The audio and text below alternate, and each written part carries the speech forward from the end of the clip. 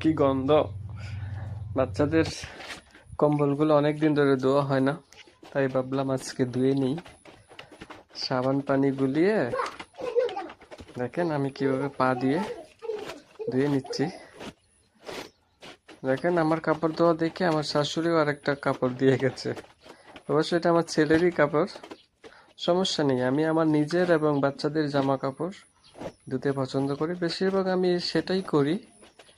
আমার নিজের লুঙ্গি, শার্ট, জামা এগুলি আমি নিজেই পরিষ্কার করি, এটা আমার ভালো লাগে। খুব বেশি সময় লাগে না, শুধু কাজের ধরনটা জানতে হয়। দেখেন পা দিয়ে এভাবে পরিষ্কারও বেশি হয়, হাতেরও খুব জোর পড়ে না। প্রচণ্ড গরম পড়েছে। আপনারা যারা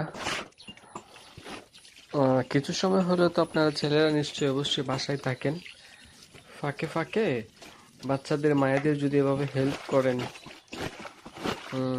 তাদের জামা কাপড় না হয়, আপনার নিজের জামা কাপড়গুলো যদি আপনি নিজে ধুয়ে ফেলেন, তাহলে কিন্তু সেক্ষেত্রেও বাচ্চাদের মায়েদের জন্য সুবিধা হয়, একটু আরাম হয়। আপনার পরিবার, এটা কিন্তু একজনের ভালো রাখার দায়িত্ব না, একটা পরিবারে নারী পুরুষ দুজনেই সমান দায়িত্ব রয়েছে। আমি সেটাই মনে করি, তাই আমি আমার কিছু কিছু কাজকর্ম আমি নিজেই করি। যেমন আমার বাচ্চাদের ড্রেস ধোয়া, স্কুলের তাদের ব্যাগ পরিষ্কার করা।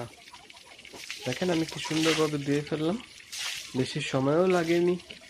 আর এতটুকু পরিশ্রম নিজের স্বাস্থ্যের জন্যও ভালো। আর দেখেন আমি ধুয়ে এখন সবগুলো রোদে নিয়ে যাই। প্রচুর রোদ উঠেছে আজকে। আমার বাচ্চাদের শুকনো কাপড়গুলো আগে নামিয়ে নিচ্ছি, নিয়ে এখন আমার আসলে বাড়ির কাজকর্ম আমার ভালোই লাগে বেশ।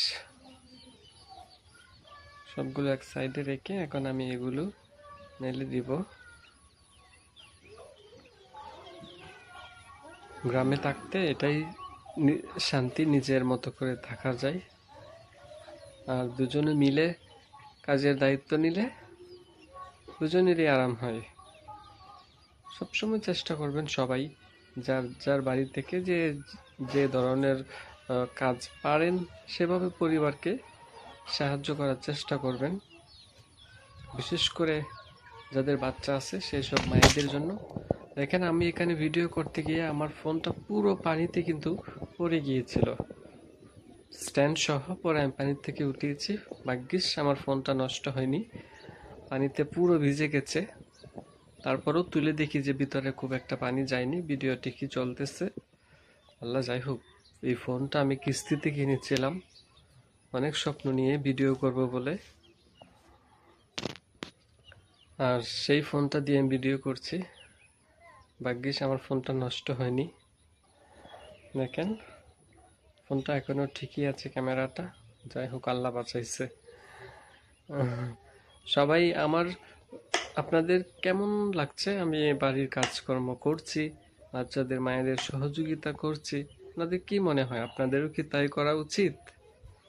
কমেন্টে জানাবেন প্লিজ।